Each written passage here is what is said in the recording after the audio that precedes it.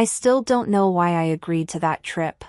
Maybe it was the way Daniel had worded the invitation, so casual and friendly, like the past didn't matter. Like he hadn't dumped me 6 months ago for someone else and somehow thought a hiking trip to the Chinese mountains was the best way to patch things up. "It'll be fun," he said, his voice too smooth like always. "You'll love it. Lisa's coming too." Lisa, his new girlfriend, the upgrade as my so-called friends like to call her. I wasn't stupid. I knew this wasn't a gesture of friendship. It was a test, a way to show off how mature he was and how far he and Lisa had come. And somehow, despite my better judgment, I said yes. The air was thin and cold as we trudged up the trail. The landscape was breathtaking, snow-covered peaks that seemed to stretch forever, valleys so deep they disappeared into the shadow. But I couldn't enjoy it, not with Lisa throwing side-eye at me every 5 minutes and the rest of the group snickering behind my back. "Mia, are you sure you can keep up?" one of the guys, Connor, asked with a smirk. He had the kind of grin that made you want to punch him. "I'm fine," I said through clenched teeth. Truthfully, I was exhausted. My legs burned with every step and the icy wind stung my face. But there was no way I was letting them see me quit, not when they already saw me as the outsider, the one who didn't belong. Daniel walked ahead of me, his arm casually slung around Lisa's shoulders. She laughed at something he said, the sound carrying back to me like nails on a chalkboard. Why did I come? To prove something to them, to myself? Whatever it wasn't working. It started with the wind, a sharp gust ripped through the mountains, carrying with it a low, eerie howl. The sky darkened, clouds rolling in so quickly it felt like someone had flipped a switch. "Storm's coming," Daniel said, glancing up. His voice had that edge of worry he tried to hide, the one I knew too well. "We should head back," I said, pulling my jacket tighter around me. Lisa shot me a look, her lips curling into a smirk. "Relax, Mia, it's just a little wind." But it wasn't just wind. The snow came fast and heavy, blurring the path ahead. The group slowed, their chatter fading as the storm grew worse. Every step became harder, the snow piling up around our ankles, then our knees. "Keep moving," Daniel shouted, his voice barely audible over the howling wind. And then it happened. A deep rumbling sound filled the air, like the mountain itself was groaning. I barely had time to register what was happening before the world tilted beneath me. The avalanche hit like a freight train, a wall of snow and ice crashing down with a deafening roar. I was swept off my feet, tumbling helplessly as the snow swallowed me whole. When the world finally stopped spinning, I was buried. The snow was everywhere, cold and suffocating, pressing down on me from all sides. My lungs burned as I struggled for air, my heart pounding so loudly it drowned out everything else. I tried to move, to claw my way out, but my limbs felt like lead. This is it, I thought. This is how it ends. And then the memories came flashing through my mind like a cruel slideshow. Daniel's cold words when he broke up with me, "You're just not what I'm looking for." The way Lisa had smirked when she showed up at our favorite cafe, her hand casually resting on his arm. The laughter of my so-called friends, always just loud enough for me to hear. They didn't care about me, not really. To them, I was just a joke, a convenient target. And now they were gone. They weren't coming back for me. They weren't going to try to save me. I could hear their voices throughout the thick layers of snow. "She's gone, it's not worth it to go look for her," one of them said. "Yeah, let's get out of here quick."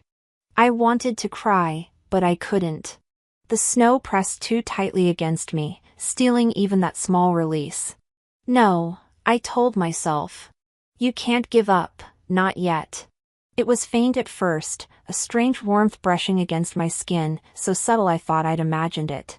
But then I saw it, a faint glow cutting through the darkness, summoning what little strength I had left. I wriggled toward it, the snow shifting around me with agonized slowness. Every inch felt like a mile, but I didn't stop. I couldn't. Finally, I broke through the surface, gasping for air as the glow grew brighter. I stumbled forward, my legs barely holding me up, and saw the cave. It was carved into the side of the mountain, its entrance framed by jagged rocks. The glow came from within, a soft golden light that seemed to pulse like a heartbeat. I didn't question it. I just walked inside. The air was warm and still, the storm outside fading into silence. The walls were covered in carvings, ancient symbols, and figures that seemed to tell a story I couldn't understand. At the center of the cave, resting on a stone pedestal, was the pendant. It was small and unassuming, a piece of jade carved into an intricate design. But there was something about it, something that drew me in. I reached out, my fingers brushing against its cool surface. The moment I touched it, the cave filled with light. I stumbled back, shielding my eyes, and when the light faded, he was there. A man, or at least the ghost of one, his form shimmered like smoke, his robes flowing as if caught in a breeze I couldn't feel. "Who are you?" I managed to whisper. "I am Master Li," he said, his voice calm and steady. "And you, child, are the one who has found my legacy." I stared at him, my mind racing. "What legacy?"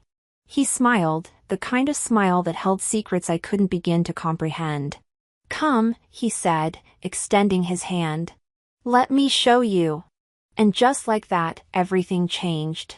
At first, I thought I was hallucinating. The man standing before me wasn't entirely solid, his form shimmered like water in sunlight, and there was an otherworldly glow surrounding him.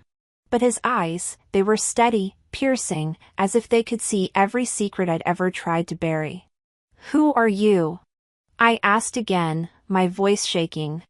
"I am Master Li," he said, bowing slightly. "Keeper of the Jade Legacy." I blinked. "The what?" He gestured toward the pendant in my hand. "The jade you hold is not just a trinket. It is the key to a great treasure, one that has been hidden for centuries, waiting for someone worthy to claim it." I stared at him, my mind reeling. Treasure? Legacy? None of this made any sense. "You are that person, Mia," he continued, his tone calm but firm.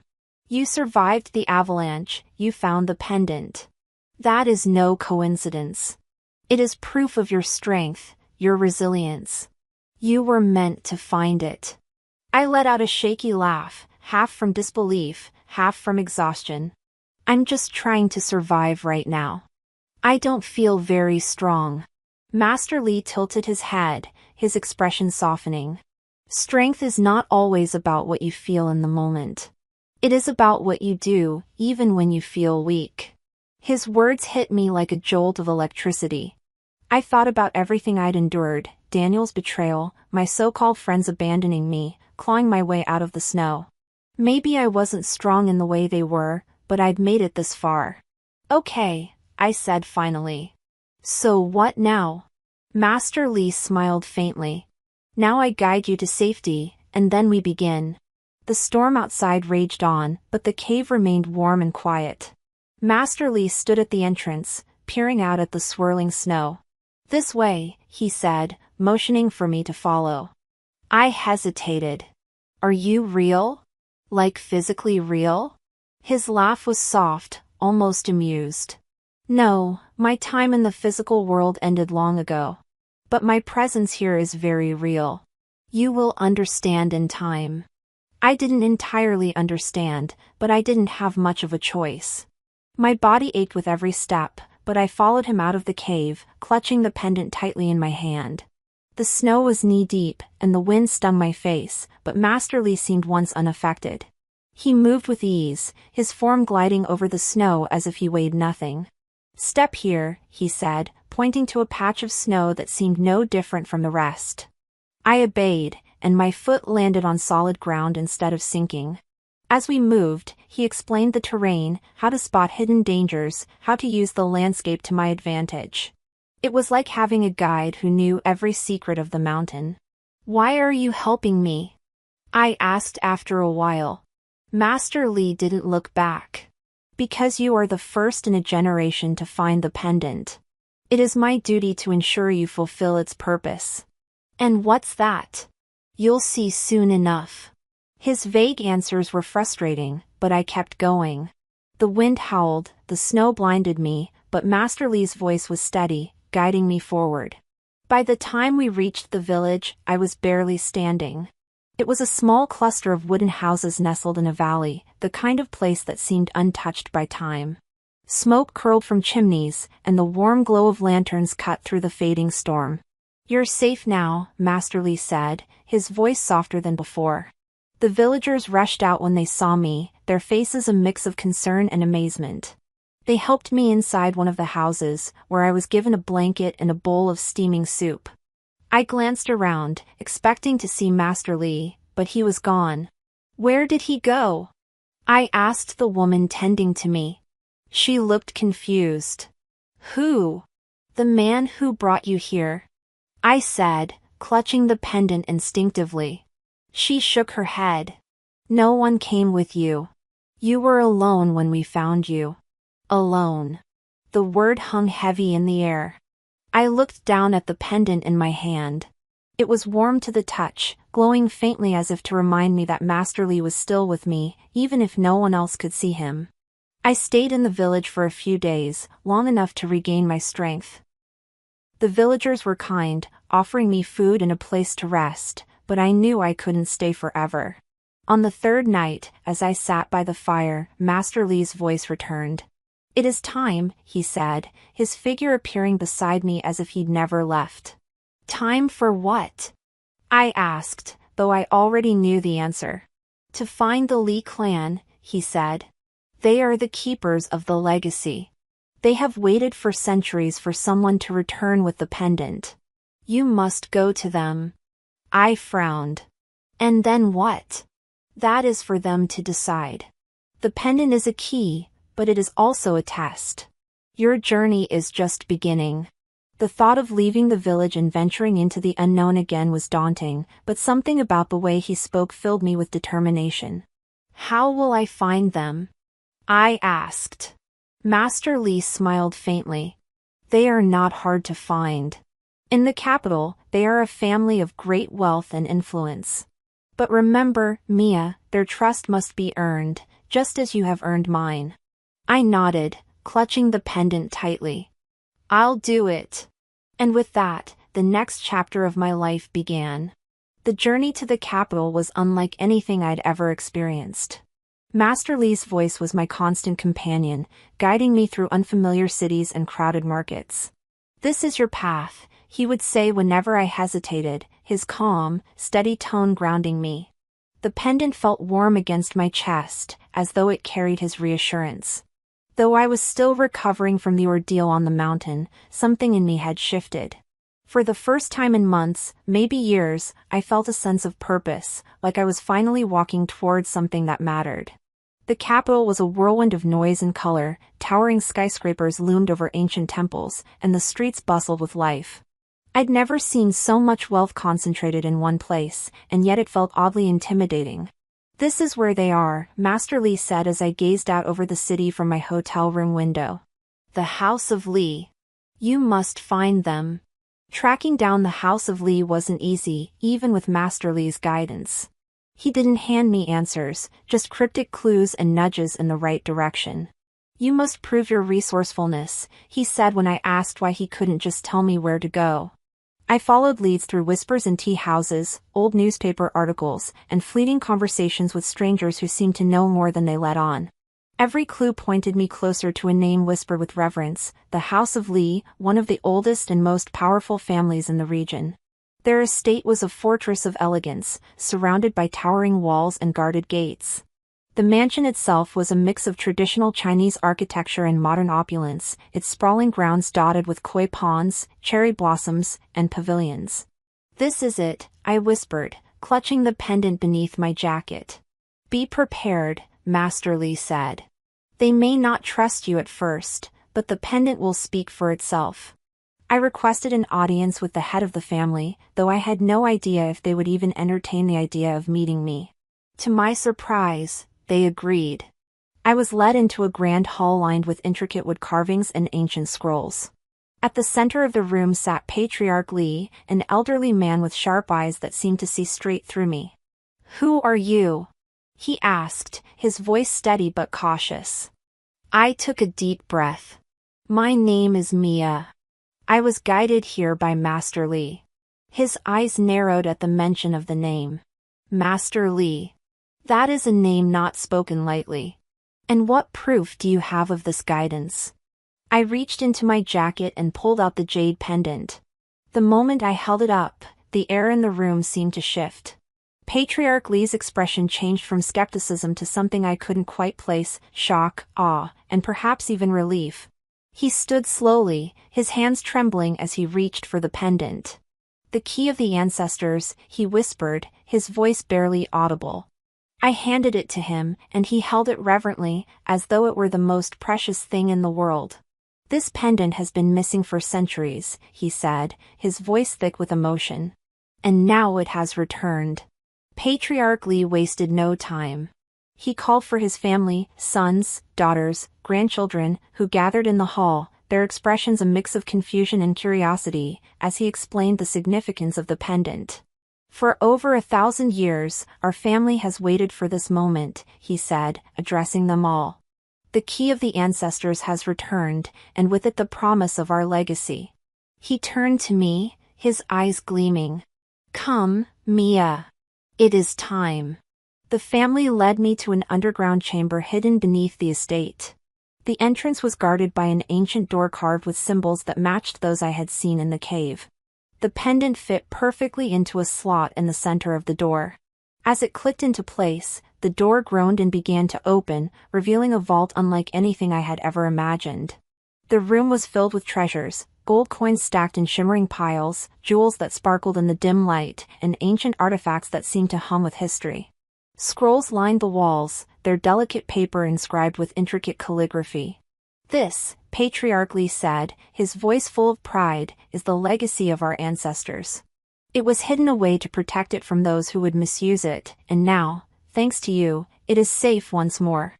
I stared at the treasures, overwhelmed. I don't understand. Why me? Why now? Patriarch Li placed a hand on my shoulder. The key chooses its bearer. It saw something in you: strength, resilience, the will to endure. You are worthy of this legacy. Tears welled in my eyes. For so long, I had felt like nothing more than an outsider, someone who didn't belong.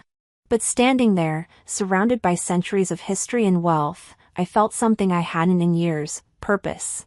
This treasure is not just wealth, Patriarch Li continued. It is a tool to shape the future. With it, you can build something greater than yourself. That is what our ancestors intended. I nodded, the weight of his words sinking in. This wasn't just about survival anymore.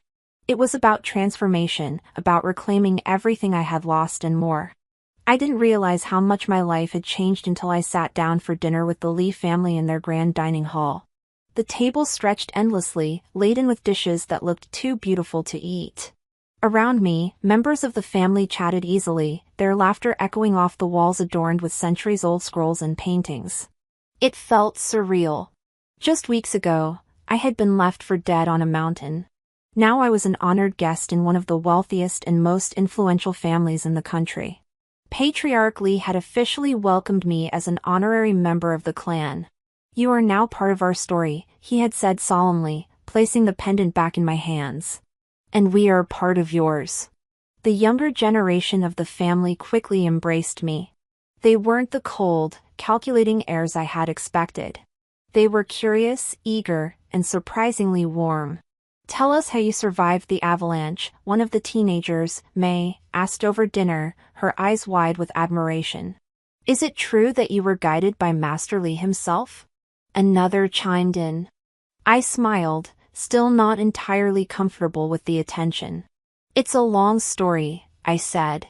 But let's just say I had help. Over time, I grew closer to them. They admired my resilience, calling me brave for enduring what I had, though I often didn't feel brave. They introduced me to the family's sprawling business empire: real estate, technology, luxury goods, and even philanthropic initiatives. I immersed myself in their world, learning everything I could. I pored over ancient ledgers and modern balance sheets, attended meetings with executives, and listened intently as Patriarch Li shared the family history. This isn't just about wealth, he said one afternoon as we walked through the estate's gardens. It's about responsibility. Our ancestors believed in using their power to create a better future. You have the same opportunity now. With the clan's resources and guidance, I began to invest the treasures of the vault. At first, it was overwhelming. The sheer scale of the wealth, gold bars, priceless artifacts, ancient scrolls filled with knowledge, felt impossible to comprehend. But with the Li family's support and Master Li's occasional whispers of advice, I took my first steps into the world of high-stakes business. I started small, funding projects that aligned with the clan's values, sustainable developments, innovative tech startups, and community-driven ventures. Every decision was calculated, every risk carefully weighed. Master Li's spirit was a constant presence. He would appear in quiet moments, his advice calm and deliberate. "This is an opportunity," he would say, pointing me toward a potential deal. "Trust your instincts." The results were astonishing. Every investment I made seemed to multiply, every venture turning into a success. Word spread quickly, and before long, I was no longer just the outsider brought in by the Li family. I was a rising star in the business world. But I wasn't just building wealth. I was building influence. I began reaching out to people who had dismissed or underestimated me in the past. I attended the same galas and networking events where I used to feel invisible, only now I was the one people wanted to talk to. My reputation grew, and with it my power. "What's your secret?" one CEO asked me at a conference, his tone half curious, half envious. I smiled politely. "Hard work," I said simply. They didn't need to know about the jade pendant resting against my collarbone or the ancient spirit who whispered wisdom in my ear. As the years passed, I hardly recognized the woman I had become. Gone was the shy, uncertain Mia who had struggled to fit in. In her place was someone polished, confident, and formidable. My reflection in the mirror told the story: tailored suits, flawless makeup, and an air of authority that I hadn't realized I could project. It wasn't just my appearance that had changed. It was my entire demeanor. I learned to command attention in boardrooms, to negotiate deals with the sharpest minds, to navigate the complex world of power and influence. The Li family called me the Phoenix, a nod to the way I had risen from the ashes of my old life. But it wasn't just about appearances. I had grown stronger, more resilient. The betrayals and hardships I had endured no longer felt like weaknesses. They were the foundation of my strength. One evening, May found me in the study, poring over a new investment proposal. "You've changed," she said, leaning against the doorway. I looked up, raising an eyebrow. "Is that a good thing?" She smiled. "It's a great thing. You've become someone people look up to, someone people fear even. But you're still kind. That's rare." Her words stayed with me. For all the power I had gained, I didn't want to lose myself in it. Master Li's teachings had always emphasized balance, strength with compassion, ambition with integrity. I clung to those values, using them to guide me even as I climbed higher. By the time I reached the pinnacle of my success, I had built an empire of my own. The Li family remained by my side, their resources and support invaluable, but this was no longer just about their legacy. It was about mine. I had turned the treasure of the vault into something far greater, a thriving network of businesses, a reputation as a visionary leader, and a renewed sense of purpose. And yet, even as I stood at the top, I knew my journey wasn't over. The memory of the mountain still lingered, as did the faces of those who had left me to die: Daniel, Lisa, the others. They had taken everything from me once, and though I had built something far greater in its place, I couldn't forget. Master Li's voice echoed in my mind. "Your destiny is not just to rise, but to confront what brought you here." I nodded, the weight of his words sinking in. It was time to return home. The private jet touched down on the tarmac, its sleek frame gleaming under the morning sun. I stepped off, the hum of engines fading into the background as the city skyline of my hometown loomed in the distance. I hadn't been here in years, not since I was that naive, hopeful girl who thought she could belong in Daniel's world. Now I wasn't here to fit in.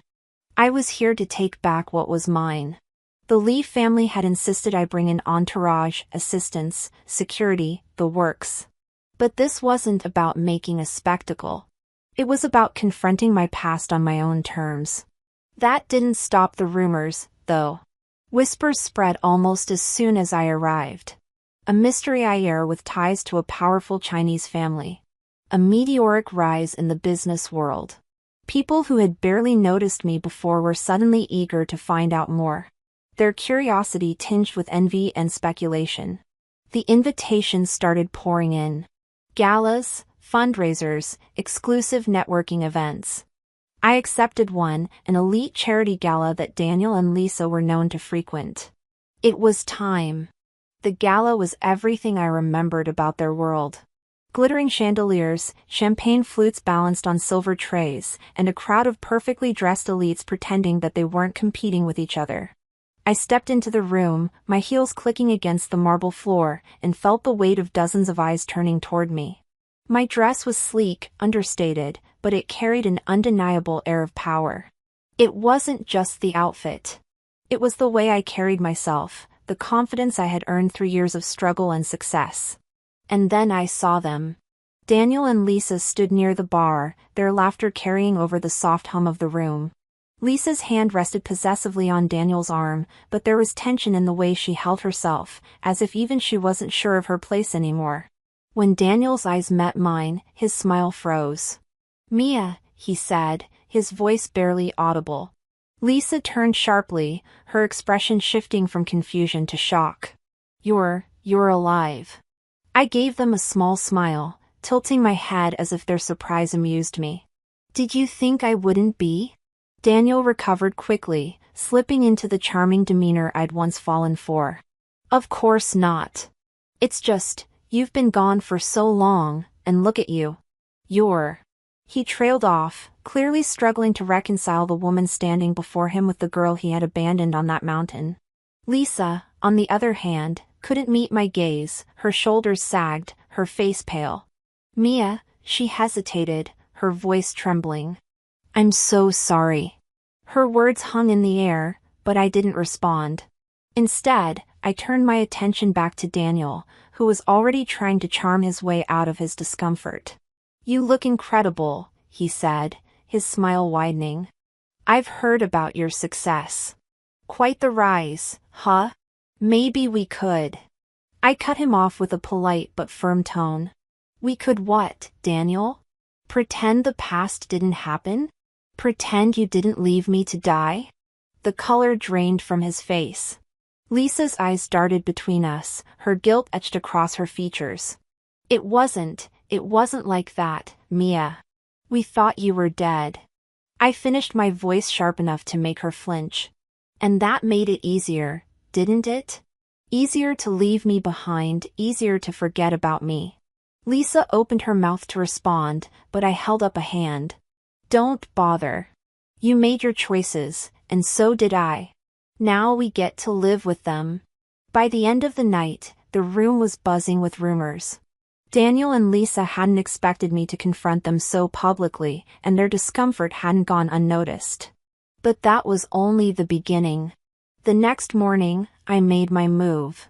Daniel's company, once a thriving venture built on charm and luck, had been teetering on the edge of collapse for months. It didn't take much research to uncover its weaknesses: poor management, over-leveraged assets, and a string of bad investments. With the help of my team and the Li family's resources, I arranged a deal to acquire one of Daniel's key clients, a high-profile tech company that accounted for a significant portion of his revenue. It wasn't difficult. The client had been dissatisfied with Daniel's performance for months, and I offered them something Daniel couldn't: stability and long-term growth. By the time the deal was finalized, the news had already broken.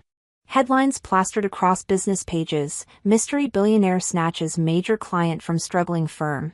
The client's departure sent Daniel's company into a tailspin. Investors panicked, pulling their funding as his stock plummeted. When Daniel found out who was behind the deal, he called me. I let it go to voicemail.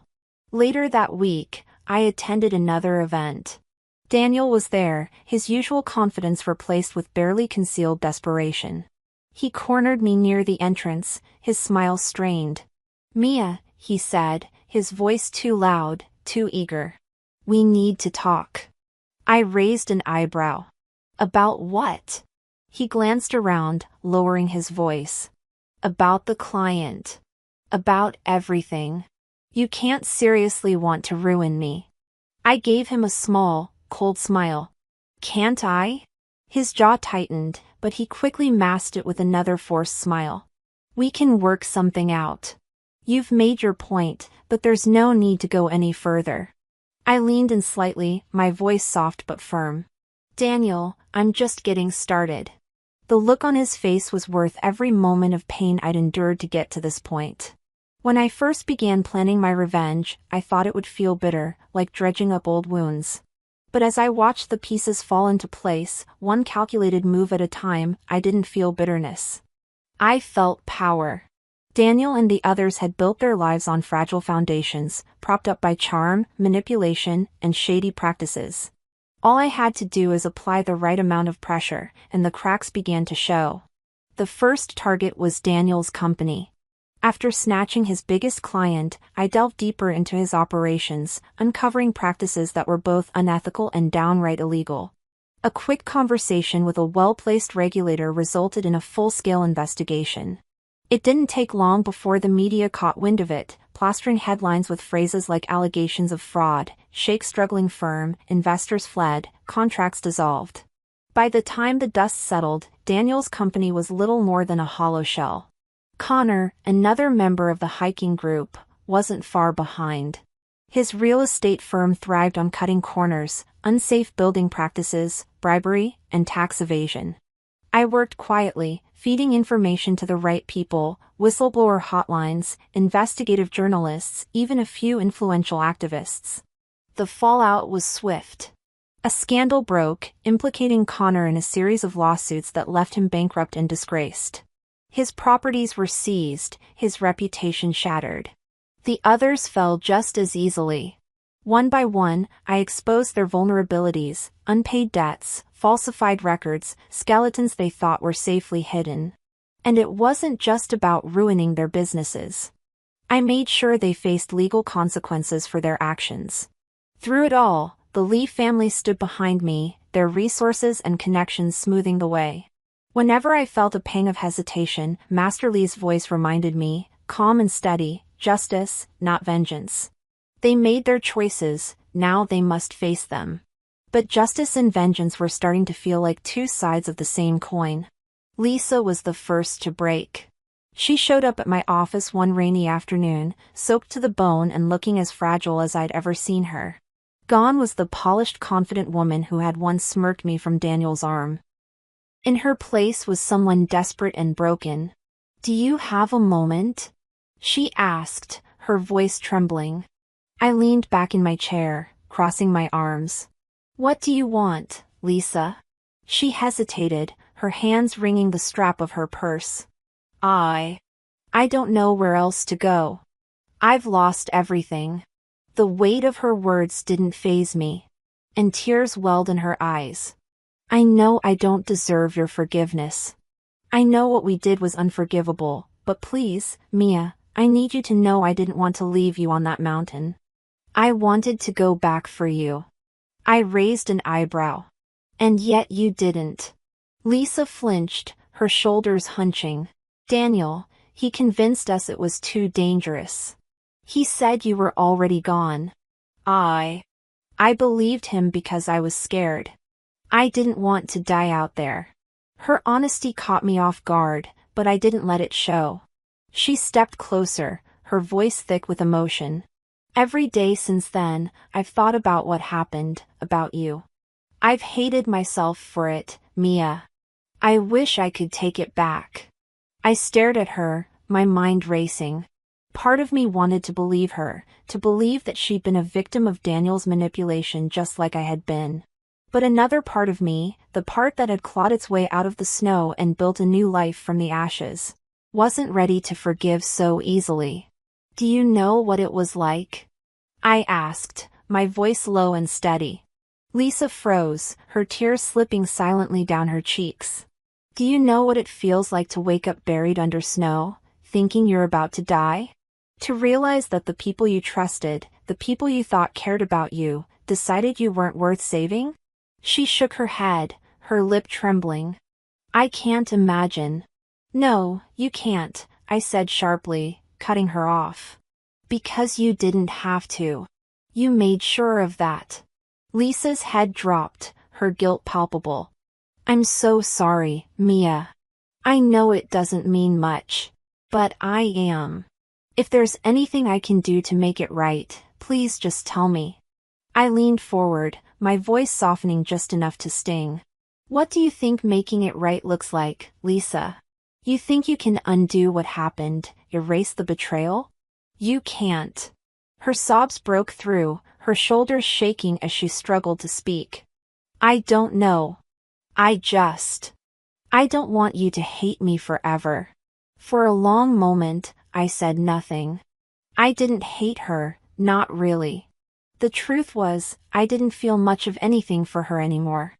Lisa had been a part of my past, but she didn't define me. None of them did. I appreciate your honesty, I said finally, my voice steady. But forgiveness isn't something I can offer easily. It's not something you can earn with words. It's something you earn with actions. Lisa nodded, wiping her eyes. I'll do whatever it takes. I stood, signaling that the conversation was over. Then start by taking responsibility for everything. She hesitated, then nodded again. Thank you, Mia, for at least listening. As she walked out of my office, I felt a strange sense of closure. Lisa had made her choice on that mountain, just as I had made mine. And now we were both living with the consequences. The meeting was scheduled for late afternoon in a sleek modern boardroom. I had specifically chosen for its stark contrast to the crumbling remains of Daniel's company. I wanted him to feel the power I am balance the moment he walked in. When Daniel arrived, his usual bravado was notably absent. He looked thinner, his tailored suit hanging a little looser on him, his face etched with tension. He forced a smile, but his eyes betrayed him. Mia, he said, extending a hand. Thanks for agreeing to meet. I think we can work something out here. I didn't take his hand. Sit, Daniel. The way he faltered for half a second before obeying sent a jolt of satisfaction through me. He was already off balance, and I hadn't even started yet. The room was silent except for the ticking of the clock as I studied him, letting the weight of my silence press on him. He shifted in his seat, clearing his throat. I have to admit, he began, forcing a laugh. You really made some waves. I didn't see it coming, honestly. But we're both smart people. There's no reason this has to get ugly. I cut him off. Ugly, Daniel? You left me to die on a mountain. His face went pale, the casual smile slipping. Mia, that's not fair. It wasn't like that. Wasn't it? I leaned forward, my voice sharp. You made the call, Daniel. You decided my life wasn't worth the risk. And then you went back to your comfortable life, telling yourself whatever you needed to sleep at night. He opened his mouth to respond, but I wasn't done. You didn't stop there either, I continued, my voice cold. You used every opportunity to cut me out, to take what was mine. You thought I'd just disappear, didn't you? That I'd stay buried one way or another. Mia, it wasn't personal, he said, desperation creeping into his voice. It was a bad situation, and I had to make a call. I never wanted anything bad to happen to you. I laughed, the sound sharp and bitter. Not personal? That's funny, Daniel, because it felt pretty personal when I was clawing my way out of the snow, wondering why the people I trusted had left me to die. He tried to interrupt, but I held up a hand. No, you don't get to justify this. You don't get to play the victim here. I let the silence stretch between us, watching as Daniel fidgeted under my gaze. When I finally spoke, my voice was calm, controlled. I'm not here for apologies or excuses, Daniel. I'm here to end this. His brow furrowed, confusion flickering across his face. And what?